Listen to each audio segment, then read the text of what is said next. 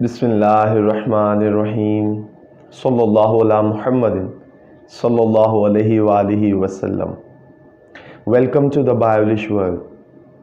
जी students, आज हम लोगों ने लिंग्विस्टिक्स के स्कोप की बात करनी है कि लिंग्विस्टिक्स का हमारी स्टूडेंट्स की लाइफ में क्या इम्पोर्टेंट रोल है, लिंग्विस्टिक्स उन्हें किस किस शोबाजात में मदद करेगी, लिंग्विस्टिक्स के क्या फ़वाइद हैं। अच्छा, अब बहुत सारे स्टूडेंट्स कंफ्यूज होते हैं कि मास्टर्स इन इंग्लिश में लिंग्विस्टिक्स का सब्जेक्ट ऑप्शनल में अडॉप्ट करना चाहिए कि नहीं करना चाहिए। पार्ट 1 में तो हमारे पास 5 सब्जेक्ट्स हैं, वो चाहे जामिया पंजाब हो, बहाउद्दीन ज़करिया यूनिवर्सिटी हो, वो सरगोदा यूनिवर्सिटी हो, वो गुजरात यूनिवर्सिटी हो, ख्वाह पाकिस्तान की कोई भी यूनिवर्सिटी हो। प्राइवेटली जो भी स्टूडेंट्स एमए इंग्लिश कर रहे हैं या करते हैं, उन्हें पार्ट 1 में तो ऑलरेडी सब्जेक्ट्स मिलते हैं कि आपने इन सब्जेक्ट्स का ही पेपर देने हैं, तैयार करना है। लेकिन पार्ट 2 में उन्हें एक सब्जेक्ट ऑप्शनल की इजाज़त होती है कि वो अपनी मर्ज़ी से उसका इंतखाब करें।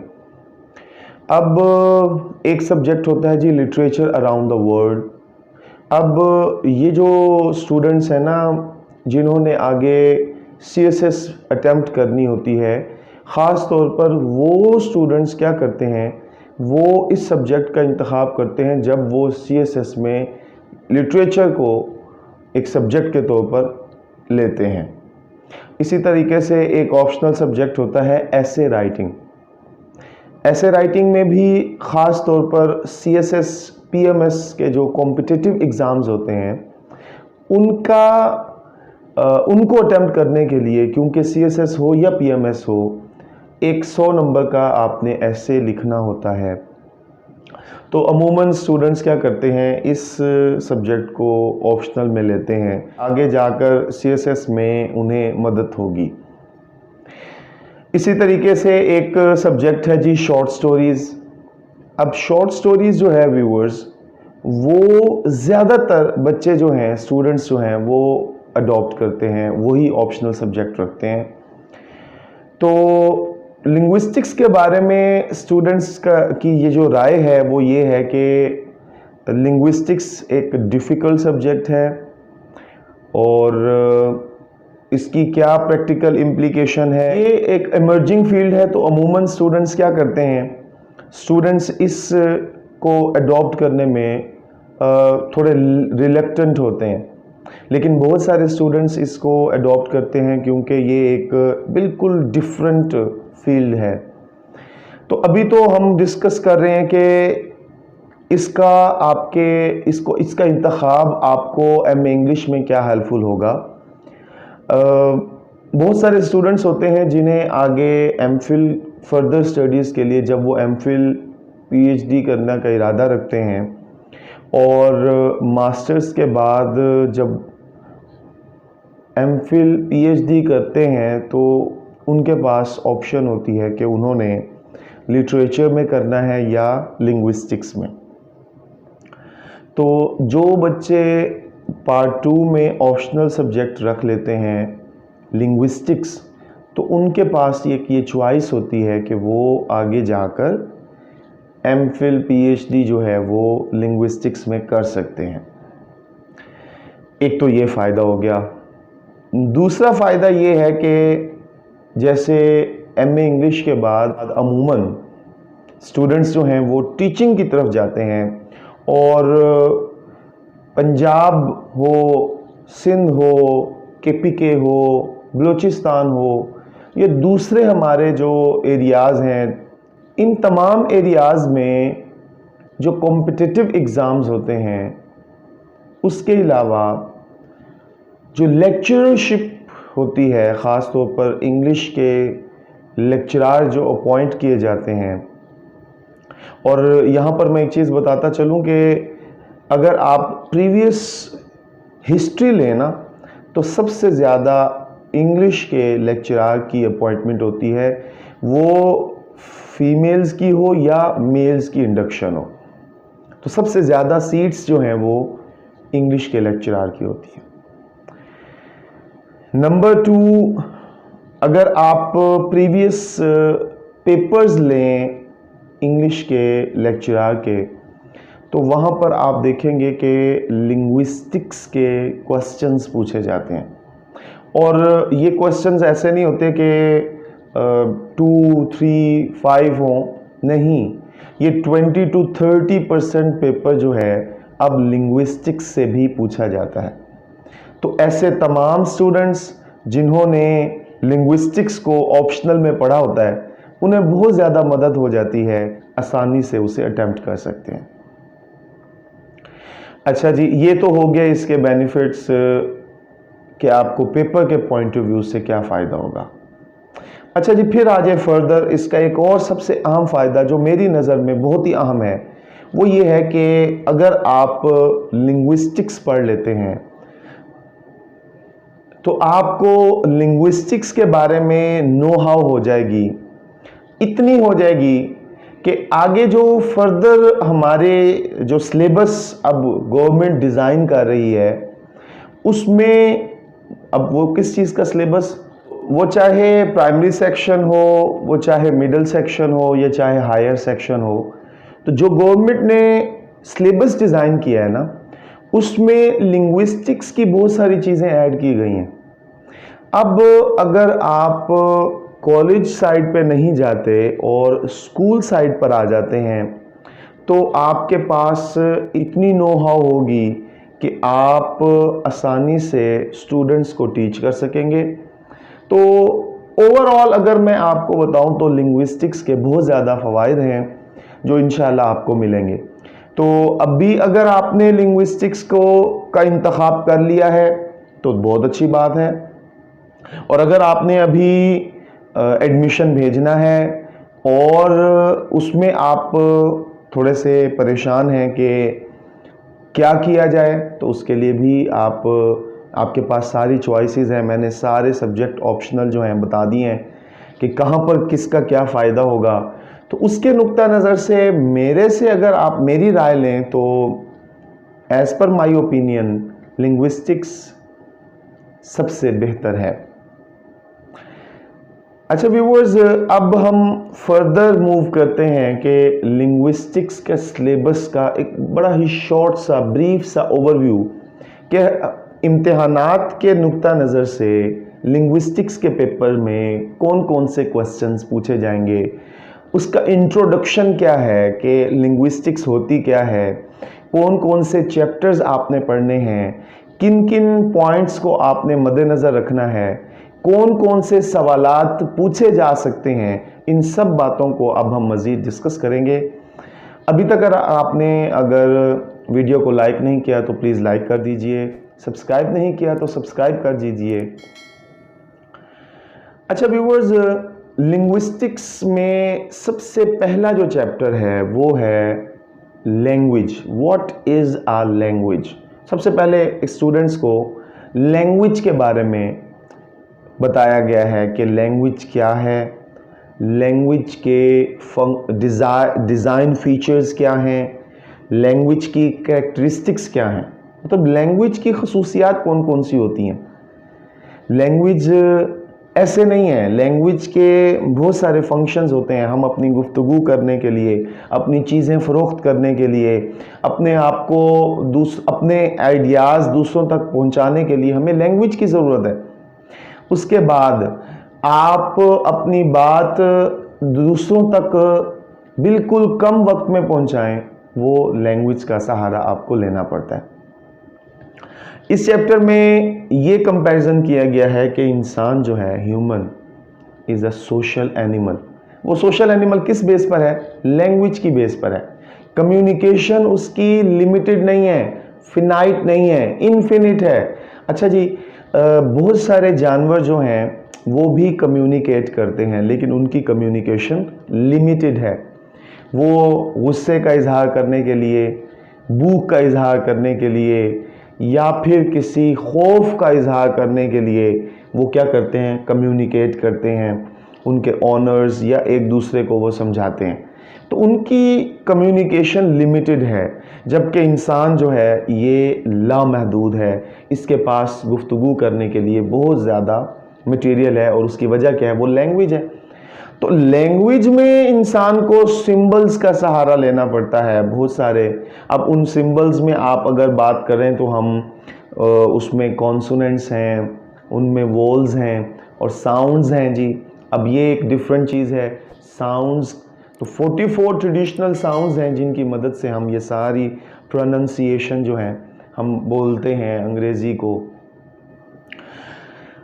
ये फर्दर मैं अभी आपको एक्सप्लेन करता हूँ। साउंड्स के मुतालिक एक हमारा प्रॉपर एक चैप्टर है जी। साउंड्स के मुतालिक व्यूवर्स हमारा प्रॉपर एक चैप्टर है। अभी मैं आपको बता रहा था कि लैंग्वेज, तो लैंग्वेज में फिर हम उसके जब फंक्शंस को देखते हैं तो फंक्शंस में language is a system of systems. ऐसे नहीं है कि ज़ुबान जो है वो एक सीक्वेंस है, एक स्ट्रक्चर है। इसी तरीके से बहुत सारी चीज़ें आप पढ़ेंगे। फिर हम मूव करते हैं, हमारा नेक्स्ट जो चैप्टर है जो वो है what is a linguistic. Linguistics क्या है? Linguistics is the scientific study of a language. यानी कि पहले हमने देखा कि जुबान क्या है, फिर हमने देखा कि लिंग्विस्टिक्स क्या है। Linguistics basically scientific study of a language है। इसमें फिर हम लिंग्विस्टिक्स की ब्रांचेस को बड़ा ही ब्रीफली डिस्कस करेंगे। इसमें बड़ा ही ब्रीफली इस चैप्टर में बयान किया गया है कि लिंग्विस्टिक्स में फिर हम अगर हम बात करें तो हम क्या क्या चीज़ देखेंगे अंग्रेज़ी के नुक्ता नज़र से। तो इसमें लिंग्विस्टिक्स के अंदर ब्रांचेस ऑफ इंग्लिश लैंग्वेज बयान की गई हैं कि कौन कौन सी ब्रांचेस हैं, और वही ब्रांचेस में से वही ब्रांचेस जो हैं हमारे पेपर के पॉइंट ऑफ व्यू से बहुत अहम है।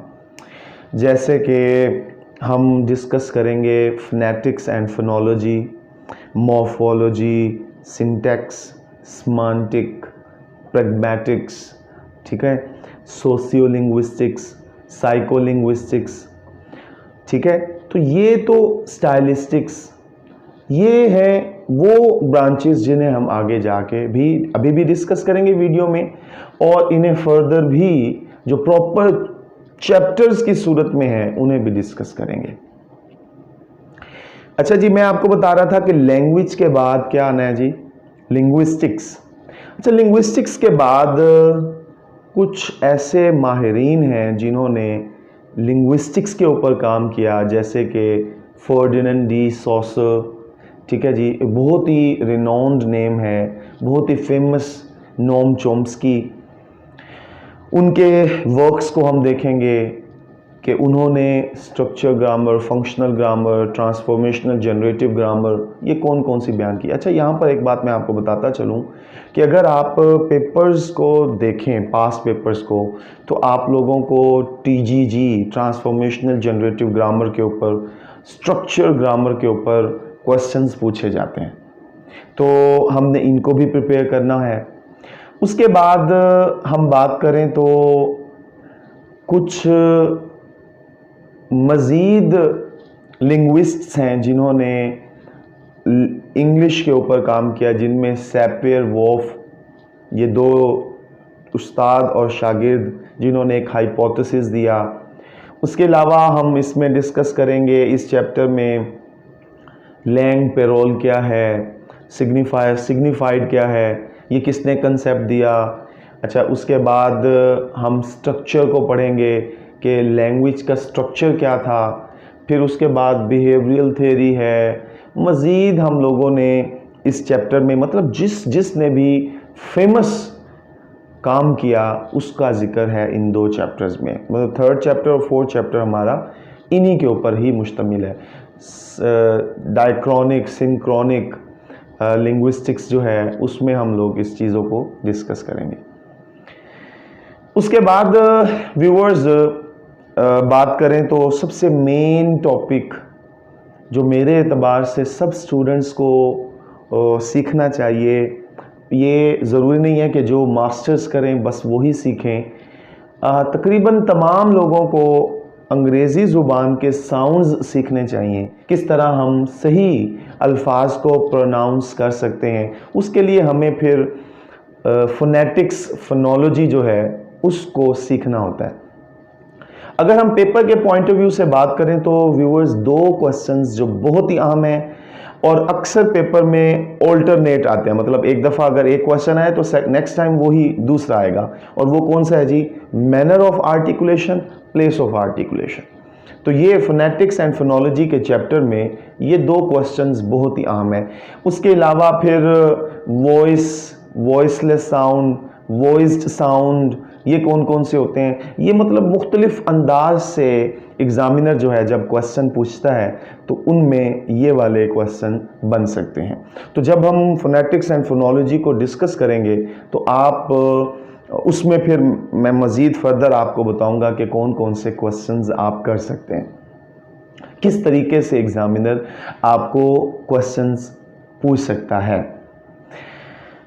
इसमें हम लोगों ने साउंड्स को डिस्कस करना है, कौन कौन से साउंड्स हैं। अगर हम बात करें अंग्रेज़ी ज़ुबान के अल्फ़ाबेट की तो वो तो हैं 26 लेटर्स हैं।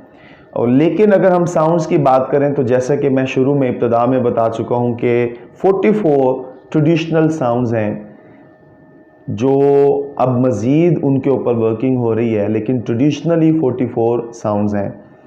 उनमें फिर हम शॉर्ट वॉल्स देखते हैं, लॉन्ग वॉल्स देखते हैं, कॉन्सोनेंट्स देखते हैं। उसके अलावा हम डिफ्थोंग्स देखते हैं, ट्रिफ्थोंग्स देखते हैं। ये माइनर सी ग्लाइडिंग होती है जी। ये सारी चीज़ें जो हैं वो अंग्रेज़ी के तलफ़्फ़ुज़ को सीखने के लिए बहुत अहम है। इस चैप्टर से फिर जैसे ही हम आगे जाते हैं तो वो है जी मॉर्फोलॉजी, वर्ड फॉर्मेशन। एक लफ्ज़ को किस तरीके से हमने फॉर्मेट करना है, बनाना है, उसके ऊपर जो स्टडी है वो मॉर्फोलॉजी कहलाती है। ठीक हो गया। अच्छा, फिर उसमें हम देखेंगे कि किस तरह से एक लफ्ज़ को बनाया जाता है, फॉर्म में उसे किस तरह उसकी फॉर्मेशन की जाती है। उनमें बाउंड मोफीम्स कौन सी हैं, उनमें फ्री मोफीम्स कौन सी हैं, उसमें एलोमॉर्फ कौन से हैं, मोफीम्स क्या होती हैं, इन सब की जो स्टडी है वो मॉर्फोलॉजी कहलाती है। मॉर्फोलॉजी के बाद अगर हम बात करें तो semantic is the scientific study of a word meaning. अगर ये सरफेस से निकला है, सरफेस मीनिंग जो होते हैं ना, आप किसी इबारत को पढ़ते हो तो उसमें जो आप सरफेस मीनिंग लेते हैं कि इस वर्ड का क्या मीनिंग है, इसका क्या सिनोनिम है, इसका क्या एंटोनिम है, ठीक है जी, इसमें कौन से पॉलिसेमी इस्तेमाल हुई है। तो ये डिफरेंट काइंड्स जो हैं एक वर्ड की, इन सब का जो स्टडी है वो सेमांटिक कहलाती है। उसके बाद प्रैग्मेटिक्स हैं। ये समझ लीजिए एक दूसरे से मिलती जुलती फील्ड्स हैं। प्रैग्मेटिक्स में आप हिडन मीनिंग्स को देखते हो, जैसे कि सेमांटिक्स में आपने सरफेस मीनिंग को पढ़ा, तो प्रैग्मेटिक्स में आप हिडन मीनिंग को की स्टडी करते हैं। इसमें फिर हम मैगजिम्स देखते हैं, इसमें हम सपोजिशन, प्री सपोजिशन, ये वाली जो चीज़ें हैं ये हम इस चैप्टर में पढ़ते हैं। इंटेलमेंट क्या होती है कि किसी ने कोई बात की, आपने उसका क्या मीनिंग समझा, ठीक है जी। इसी तरह पोलाइट फीचर्स हैं कि अगर कोई आपसे बात करता है आप किस तरह बात करेंगे, एक फॉरेनर, एक नेटिव स्पीकर किस तरह बात करता है। आपसे अगर कोई सवाल पूछा गया है आप उसका सही जवाब कैसे देते हैं। फॉर एग्ज़ाम्पल किसी ने पूछा कि पेट्रोल पंप कहाँ पर है, आप कहते हैं वहाँ पर है, तो ये कोई जवाब नहीं है। Where is the petrol pump, तो आप उसके जवाब में कहते हैं देयर, तो ये जवाब नहीं है। तो आपने इसे प्रॉपर उन्हें गाइड करना होता है। अंग्रेज़ी ज़ुबान में इसकी स्टडी जो है वो प्रैग्मेटिक्स कहलाती है। अच्छा, एक चैप्टर है डिस्कोर्स एनालिसिस, लेकिन वो यूनिवर्सिटीज़ के सिलेबस में नहीं है, उस पे से सवाल नहीं पूछा जाता, लेकिन वो भी इसकी एक फर्दर है। मतलब हम जो बात अल्फाज के ज़रिए नहीं, मतलब हम किसी और तरीके से समझा लें। जैसे कि अगर किसी स्पिनर ने क्रिकेट के मैच में स्पिनर ने बहुत अच्छी परफॉर्मेंस दी है और एक बॉटल कंपनी है जो अपना लोगो इस्तेमाल करती है, ये दुनिया है दिल वालों की, तो एक साइन बोर्ड के ऊपर लिखा हुआ था ये दुनिया है स्पिन वालों की। तो देखें, ये डिस्कोर्स एनालिसिस है।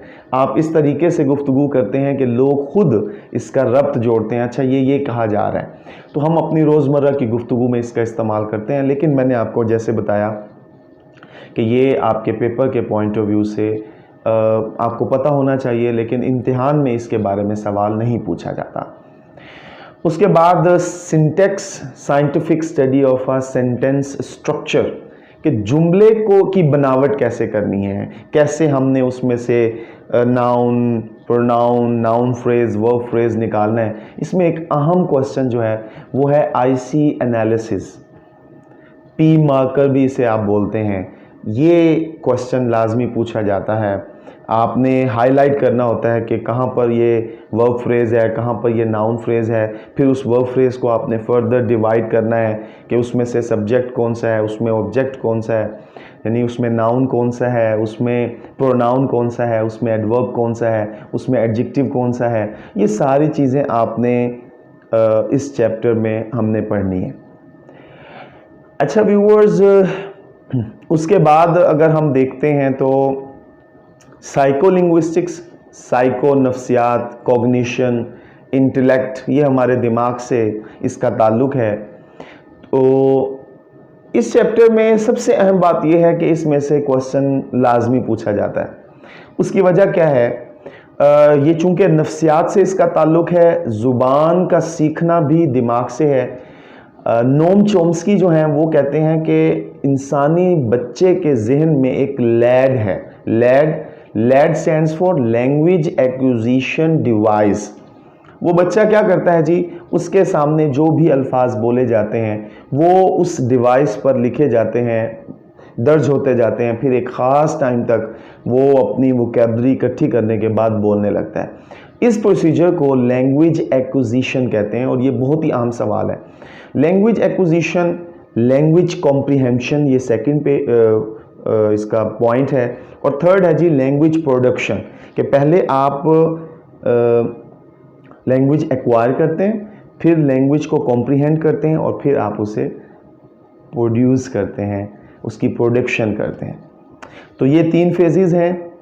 इसमें फिर हम फर्दर पढ़ेंगे कि 1 वर्ड स्टेज कौन सी है, 2 वर्ड स्टेज कौन सी है, अल्फाज, 2 अल्फाज, पहले एक लफ्ज़ सीखता है, फिर 2 अल्फाज सीखता है, फिर 3 अल्फाज सीखता है, फिर इसी तरह जुमला, सिंपल सेंटेंस से कॉम्प्लेक्स, कंपाउंड से कॉम्प्लेक्स सेंटेंसेस की तरफ बच्चा जाता है। उसके बाद सोशियोलिंग्विस्टिक्स की अगर हम बात करें तो सोशियोलिंग्विस्टिक्स में हम सोसाइटी, मतलब एक ज़ुबान का सोसाइटी के साथ क्या ताल्लुक़ है, हम किस सोसाइटी से बिलोंग करते हैं, किस सोसाइटी में हम कौन सी ज़ुबान बोलते हैं, किस तरीके से बोली जाती है, मेल किस तरह उसको बोलते हैं, फीमेल्स किस तरह बोलती हैं, इन सब की स्टडी जो है वो सोशियोलिंग्विस्टिक्स कहलाती है। अब होता ये है कि या तो साइकोलिंग्विस्टिक्स में से क्वेश्चन पूछ लिया जाता है या फिर सोशियोलिंग्विस्टिक्स में से क्वेश्चन पूछ लिया जाता है। तो स्टूडेंट्स जो हैं मैं ये रिकमेंड करता हूँ कि ये दोनों ही पढ़ने चाहिए, इजी हैं, इजी टू अंडरस्टैंड है। उसके बाद स्टाइलिस्टिक्स की अगर हम बात करें तो स्टाइलिस्टिक्स में स्टाइल को देखा जाता है कि एक राइटर ने किस तरह का स्टाइल अडॉप्ट किया है, वो अपने स्टाइल में किन किन चीज़ों को लेता है। अगर आप मतलब 1 मिनट के लिए मैं आपको वापस ले जाऊं पार्ट 1 में, तो आपने मिल्टन ग्रैंड स्टाइल एक क्वेश्चन प्रिपेयर किया था।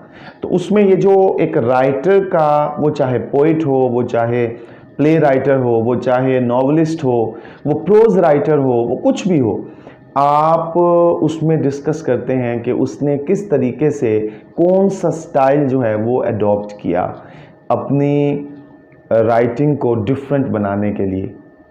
तो व्यूअर्स, ये तो सारी फील्ड्स थी, ये ब्रांचेस थी। इसके अलावा फिर हिस्टोरिकल लिंग्विस्टिक्स है जिसमें हिस्ट्री की के बारे में पढ़ा जाता है। बहुत ही सिंपल इसमें से आपको मटेरियल बहुत सारा मिलता है, जैसे मैंने आपको बताया था diachronic, synchronic, prescriptive grammar, descriptive grammar का। तो बात कर रहा था जी हिस्टोरिकल लिंग्विस्टिक्स की। इसमें आपने हिस्ट्री के बारे में कि लैंग्वेज का हिस्ट्री कैसी थी, कैसे फिर इसका इर्तिका हुआ, इसका फर्दर अब किस मनाजिल की तरफ बढ़ रहे हैं। कंप्यूटेशनल लिंग्विस्टिक्स भी एक इसकी शाख है। पेपर के पॉइंट ऑफ व्यू से तो ये इतनी अहम नहीं है, क्योंकि पेपर में इसके मुतालिक कोई सवाल नहीं किया जाता, लेकिन लिंग्विस्टिक्स को पढ़ते हुए आपको पता होना चाहिए कि कंप्यूटेशनल लिंग्विस्टिक्स में कंप्यूटर का लैंग्वेज पर क्या काम है, उसका मुतालिया कंप्यूटेशनल लिंग्विस्टिक्स कहलाता है। फिर व्यूअर्स, इसके अलावा फर्दर फील्ड्स भी हैं जो लिंग्विस्टिक्स में बहुत ही अहम किरदार अदा करती हैं, लेकिन हमारे पेपर के नुक्ता नज़र में, जैसे मैंने आपको शुरू में बताया कि वो पंजाब यूनिवर्सिटी हो, वो सरगोदा यूनिवर्सिटी हो, वो फैसलाबाद यूनिवर्सिटी हो, वो बहाउद्दीन ज़करिया यूनिवर्सिटी हो, तो इन तमाम में लिंग्विस्टिक्स के जो चैप्टर्स हैं वो यही हैं जो जिनका मैंने अभी आपको एक ब्रीफ इंट्रोडक्शन दिया है। फ़र्क सिर्फ ये है कि पंजाब यूनिवर्सिटी में 25 मार्क्स का पेपर है, तो सरगोदा यूनिवर्सिटी में, बहाउद्दीन ज़करिया यूनिवर्सिटी में 20 नंबर का क्वेश्चन है। तो यहाँ पर आपने इस चीज़ का ख्याल रखना है कि अगर 20 नंबर का क्वेश्चन है तो आपने उसे 20 मार्क्स की ही वेटेज देनी है। एक बात जो मैं आपको यहाँ पर बता दूँ कि लिंग्विस्टिक्स का अगर आप सब्जेक्ट इंतखाब करते हैं तो एक चीज़ मज़ीद इसमें क्लियर कर लीजिए कि ये लिटरेचर की तरह नहीं है। लिटरेचर में आपको बहुत ज़्यादा इलेबोरेट करना होता है, हर एक पॉइंट को बताना होता है, जबकि लिंग्विस्टिक्स में आप टू द पॉइंट रहते हैं। आप ये बताते हैं कि क्या पूछा गया है और उसका जवाब क्या है, और प्रैक्टिकली आप उसे किस तरह बयान कर सकते हैं, एग्जाम्पल्स के साथ आप बयान करें। जैसे सिंटेक्स के बारे में मैंने आपको बताया कि सिंटेक्स का अगर आप पोर्शन बयान कर रहे हैं तो उसमें आप सेंटेंस को किसी एक जुमले को लिखकर पहले आप उसकी थ्योरी बयान कर लें, उसके बाद आप एक जुमले को लिखकर उसको प्रैक्टिकली किस तरीके से हम सेंटेंस स्ट्रक्चर को पढ़ते हैं वो अगर बयान कर लेते हैं as per desired bye examiner, जो उसने पूछा है उस तरह, तो आपको मार्क्स अच्छे मिल जाएंगे। उसमें ये नहीं है कि आपने इतनी शीट्स के ऊपर ये क्वेश्चन करना है, नहीं। हाँ, लिंग्विस्टिक्स में चंद चैप्टर्स ऐसे हैं जो थ्योरी बेस्ड हैं, जिसमें थ्योरेटिकल आप जिसे कह सकते हैं क्वेश्चन है, आप चैप्टर्स हैं, उनमें से अगर क्वेश्चन आता है तो आप उसको आप मतलब लिखते हुए मैक्सिमम 2-3 शीट्स पर ले जा सकते हैं।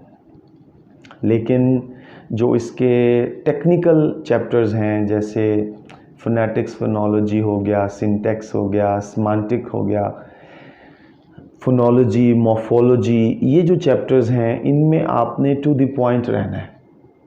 अच्छा, बुक्स के लिए आप जो मैं आपको रिकमेंड करूँगा, अगर आप कॉम्पिटिटिव एग्ज़ाम्स की प्रिपरेशन कर रहे हैं तो जॉर्ज यूल की एक बुक है लिंग्विस्टिक्स पर, बहुत ही शानदार किताब है, वो आप पढ़ सकते हैं।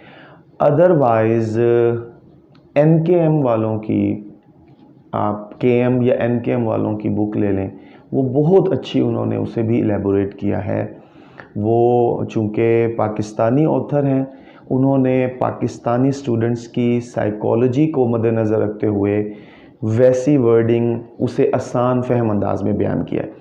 तो मैं यहाँ पर आपको एक बुक की रिकमेंडेशन में ये बताना चाह रहा हूँ कि आप जॉर्ज यूल की बुक ले सकते हैं। वो उन्होंने बहुत अच्छी एक्सप्लेन की है, बहुत अच्छे अंदाज में हर एक पॉइंट को उन्होंने उस पर वाज़े किया है, जैसे हक होता है वाज़े करने का।